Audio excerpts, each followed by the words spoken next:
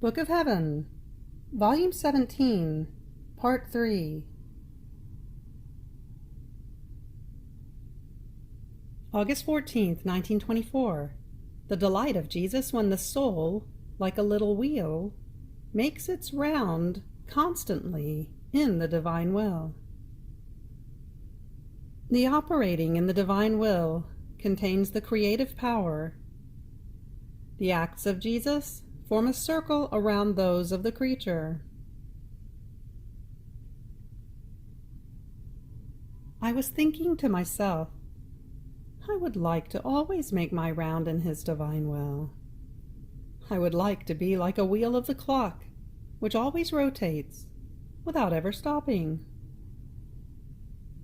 But while I was thinking this, my sweet Jesus moved in my interior and told me, "My daughter, do you want to always make your round in my will? Oh, how gladly, and with what love do I want you to make your round, constantly, in my will. Your soul shall be the little wheel. My will shall wind you to make you spin rapidly, without ever stopping. Your intention shall be the starting point of where you want to go. Whatever way you want to take, whether in the past or in the present, or whether you want to delight along future ways, it is your free choice. You shall always be dear to me, and you shall give me greatest delight, whatever the starting point you choose." Then he added, "Dearest daughter of my will, the operating in my will contains the creative power.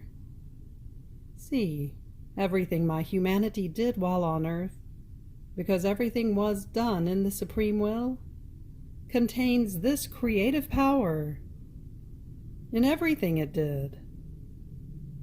So much so that just as a sun is always in act, always full of light and of heat, without ever decreasing or increasing in its full splendor, just as it was created by God, in the same way, everything I did is all in act. And just as the sun belongs to all and to each one, in the same way, my operating, while being one, belongs to all and to each one. Even more, my thoughts form a circle around each created intelligence. My gazes, my words, my works, my steps, my heartbeats, my pains, form a circle around the gazes, the words, the works, the pains, and so forth, of creatures. I could say that, like a circle, I guard all that the creature does. Now, if the creature thinks in my will, the circle of my thoughts opens and encloses her thoughts in mine.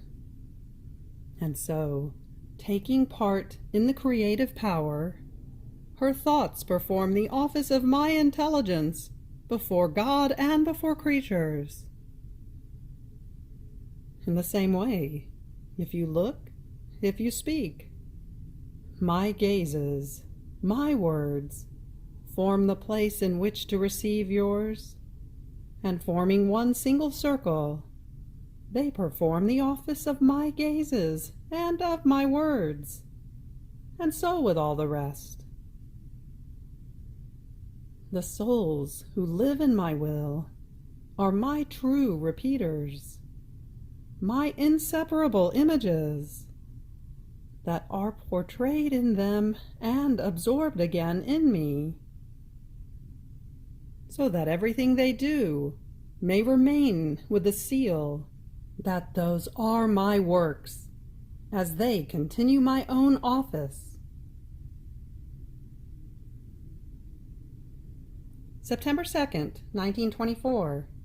How much harm distrust causes in the soul. I was feeling very oppressed, but all abandoned in the arms of Jesus, and I prayed him to have compassion on me. But while I was doing this, I felt I was losing consciousness, and I saw a little girl, weak, pale, and all engrossed in deep melancholy, coming out from within me.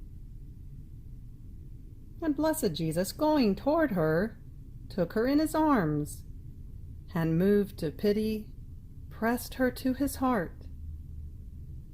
And with his hands he touched her forehead, marking her eyes, her lips, her breast, and all the members of the little girl with signs of the cross. And as he was doing this, she would regain strength, acquire color, and stir herself from that state of melancholy. And Jesus, seeing that the little girl was reacquiring strength, would clasp her more tightly to himself to strengthen her more. And he said to her, "Poor little one, what a state you are in! But do not fear. Your Jesus shall make you come out of this state." While this was happening, I thought to myself, who is this little girl who came out of me, and whom Jesus loves so much? And my sweet Jesus told me, "My daughter, this little girl is your soul, and I love her so much that I cannot tolerate seeing you so melancholic and weak. And this is why I have come, to infuse in you new life and new vigor." On hearing this, crying, I said to him, "My love and my life, Jesus, how I fear that you might leave me. How shall I go on without you? How shall I be able to live? To what a deplorable state shall my poor soul be reduced? What a harrowing pain is the thought that you might leave me, a pain that lacerates me, takes peace away from me, and puts hell into my heart.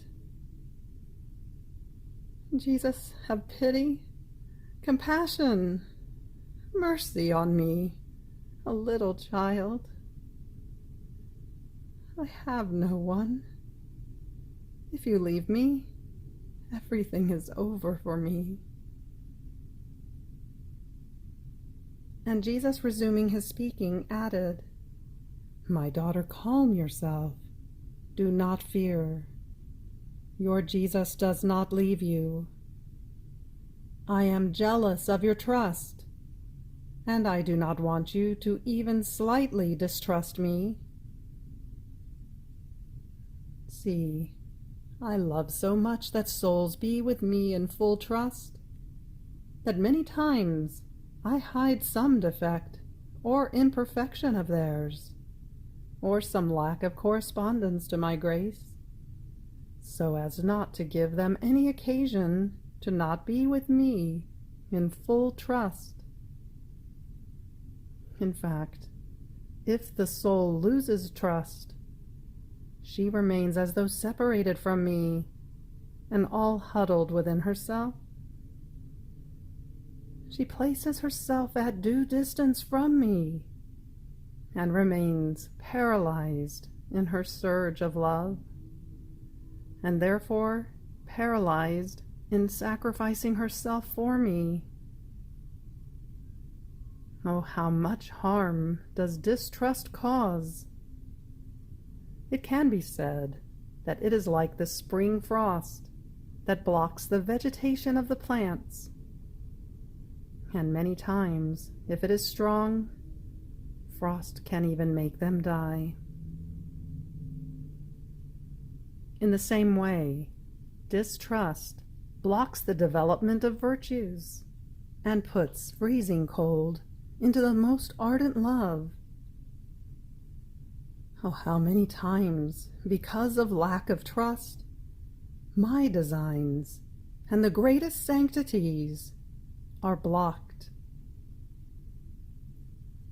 This is why I tolerate some defects rather than distrust, because those can never be so harmful. And besides, how can I leave you if I have worked so much in your soul? Take a look at how much I had to work. And while saying this, he showed a sumptuous and great palace, worked by the hands of Jesus in the depth of my soul. And then he resumed his speaking. My daughter, how can I leave you? Take a look at how many rooms. They are almost innumerable. As many knowledges, effects, values, and qualities as I have made known to you in my will, so many rooms have I formed in you, in which to deposit all those goods. There is nothing left but to add some more varieties of some more different colors in order to portray more rare beauties of my supreme will, to give more prominence and honor to my work. And you fear that I might leave such a great crafting of mine? It costs me too much. There is my will involved in it. And where my will is, there is life. Life, not subject to death. And your fear is nothing but a little bit of distrust on your part. Therefore, trust me, and we shall get on well, and I shall accomplish the work of my will. September 6, 1924. Image of the state of the Church. Necessity to purify her. As I was in my usual state, I found myself outside of myself, and to my surprise, I found a woman cast to the ground in the middle of a street, all full of wounds, her members all dislocated. Not one bone was in its place. The woman, though in such a sorry state as to seem the true portrait of pain, was beautiful, noble, majestic. But at the same time, it aroused pity to see her abandoned by all, exposed to anyone who might want to harm her. So moved to compassion, I looked around to see if there was anyone who would help me to lift her from the ground and take her to a safe place. And oh, marvel!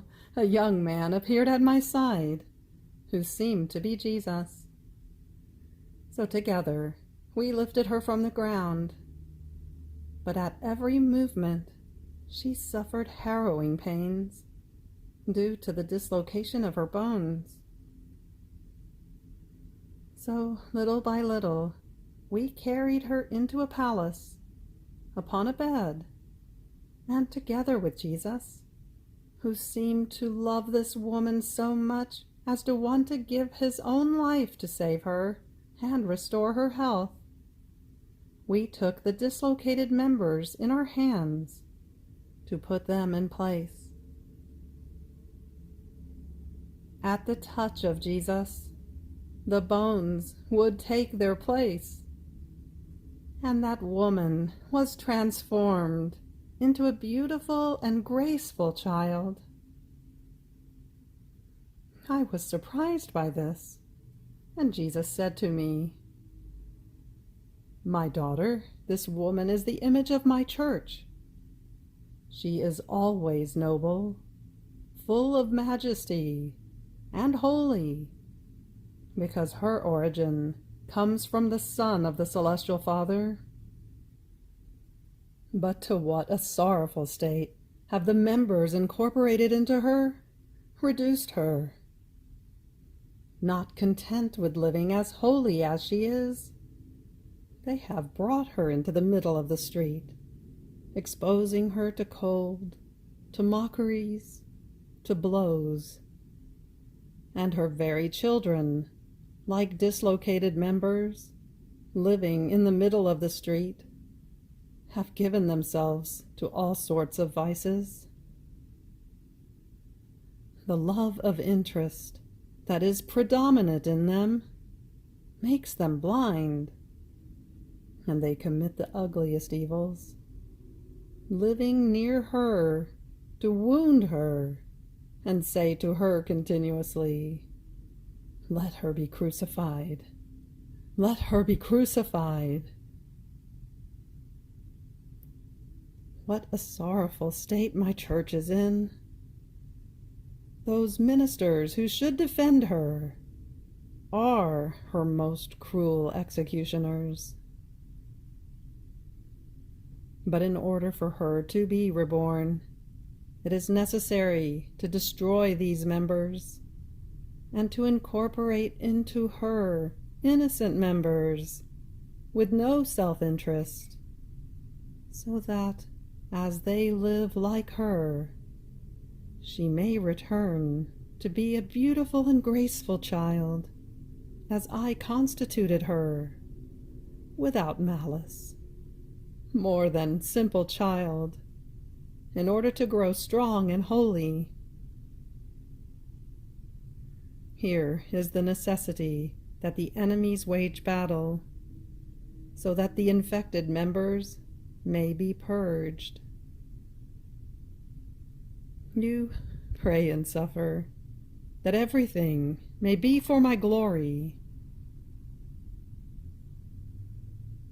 After he said this, I found myself inside myself. September 11th, 1924. Terrible effects of an opposition of the soul to the divine will. Even though, while living on earth, the soul does not feel all the joys and goods of the divine will as her life, she shall feel them all in heaven, multiplied. I was feeling very disturbed, and I prayed Jesus to have compassion on me and to take himself all the care of my poor soul. And I said to him, "Oh, please, take even everyone away from me, as long as you alone remain with me. You alone are enough for me. After so long, you should have made me content. More so, since I ask for nothing but you alone." Now, while I was saying this and other things, my Jesus took my arm, as if he himself wanted to free me, and therefore do for me the office of my confessor. Oh, how happy I felt in seeing Jesus do this, and I thought to myself, finally, the hardest of my sacrifices is over. But vain and fleeting happiness. As Jesus took my arm, at that very moment he escaped, and I was left in my usual state, without being able to come round. Oh, how I cried, and I prayed that he would have compassion on me. Then, after a few hours, my lovable Jesus came back, and seeing me crying and all embittered, he said to me, "My daughter, do not cry. Don't you want to trust your Jesus? Let me do. Let me do. And do not take things lightly. Rather, oh, how many sad things are about to happen. My justice can no longer hold back the lightnings to strike the creatures. They are all about to break out, one against the other. And when you hear of the evils of your brothers, you shall feel remorse about your oppositions to your usual sacrifice, as if you too had put your hand in pushing justice to strike the creatures. On hearing this, I said, "My Jesus, may this never be, nor do I want to withdraw from your will. On the contrary, I pray you to free me from the most awful of misfortunes, that of not doing your most holy will. Nor do I ask you to free me from suffering. Rather, increase it if you please. Only, I pray you, and as a grace I want from you, only if you want it, that you free me from the bother I give to the confessor. This is too hard for me, and I feel I do not have the strength to bear it. So, only if you please. Otherwise, give me more strength. But do not permit that your most holy will be not fulfilled upon me."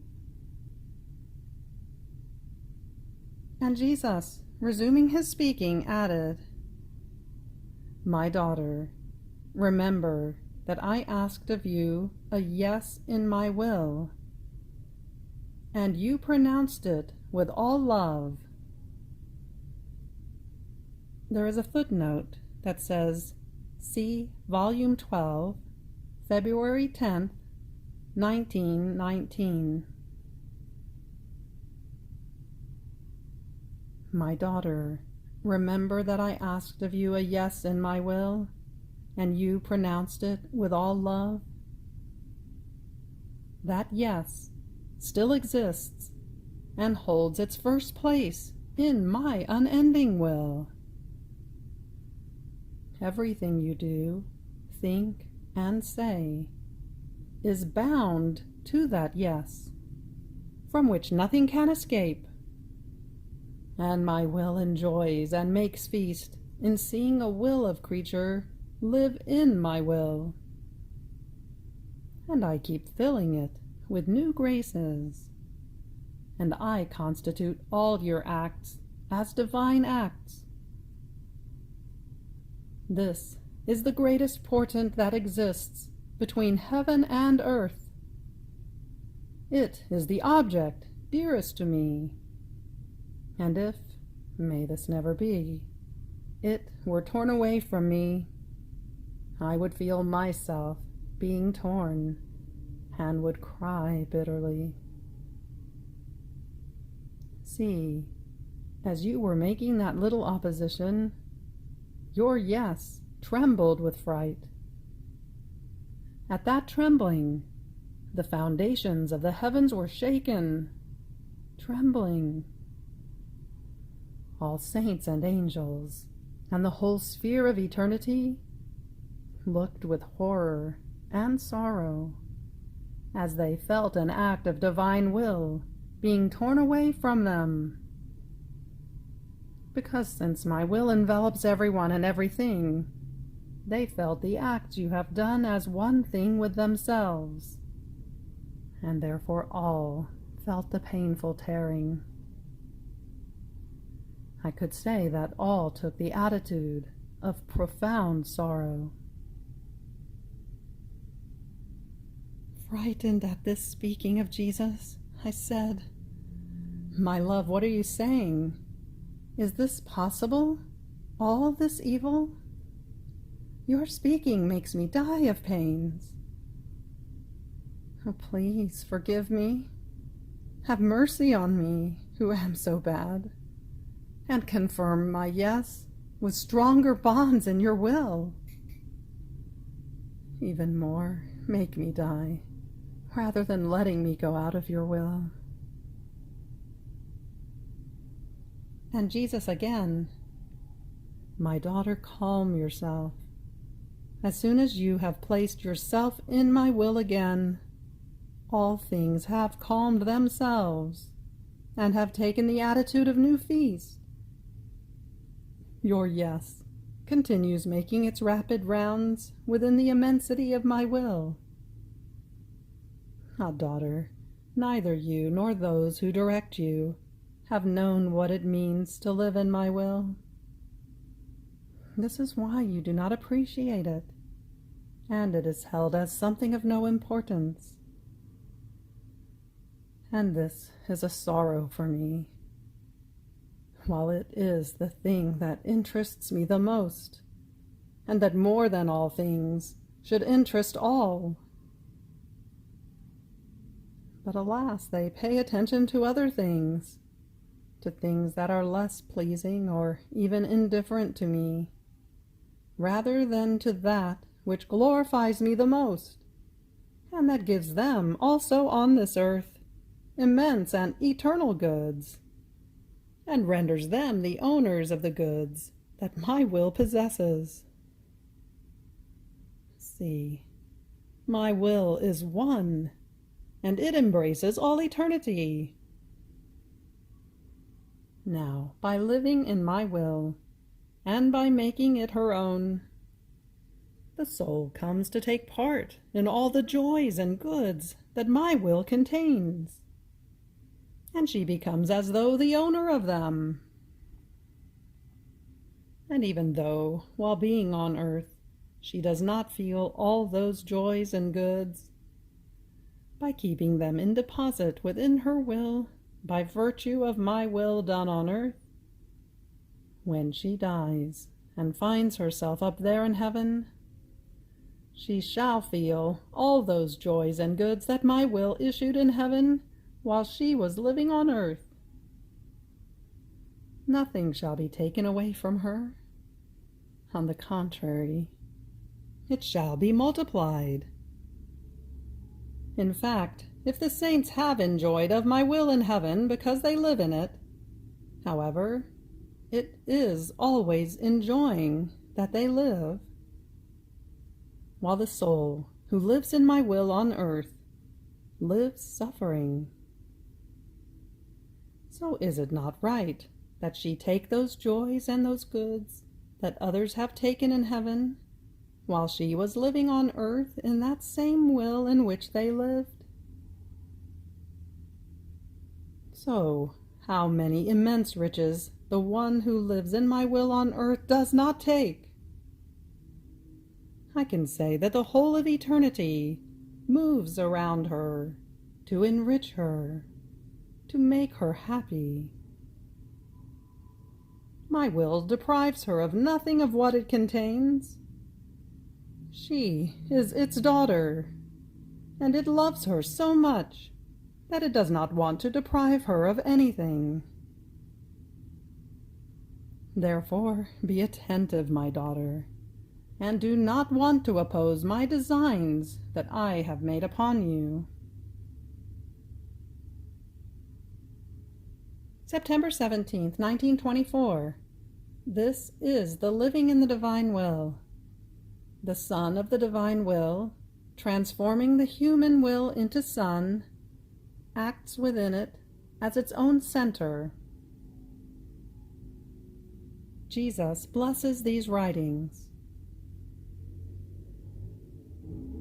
I was thinking about the holy divine will, and I was doing as much as I could in order to fuse myself in it, to be able to embrace all and bring to my God, as one single act, the acts of all, that are all due to our Creator. Now, while I was doing this, I saw heaven open, and a sun come out of it, that wounding me with its rays, penetrated deep into the depth of my soul, that wounded by those rays, converted into a sun, that spreading its rays, wounded that sun from which it had been wounded.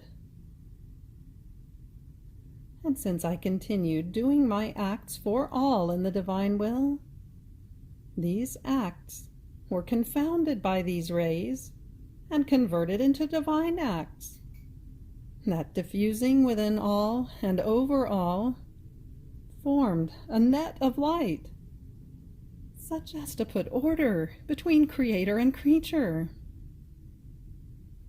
I remained enchanted in seeing this, and my lovable Jesus coming out from within my interior, in the middle of this sun, told me, "My daughter, see how beautiful is the sun of my will. What power, what marvel! As soon as the soul wants to fuse herself in it, in order to embrace all, my will, turning into sun, wounds the soul and forms another sun in her. And as she forms her acts in it, she forms its rays to wound the sun of the Supreme Will. And overwhelming all into this light, she loves, glorifies, satisfies her Creator for all.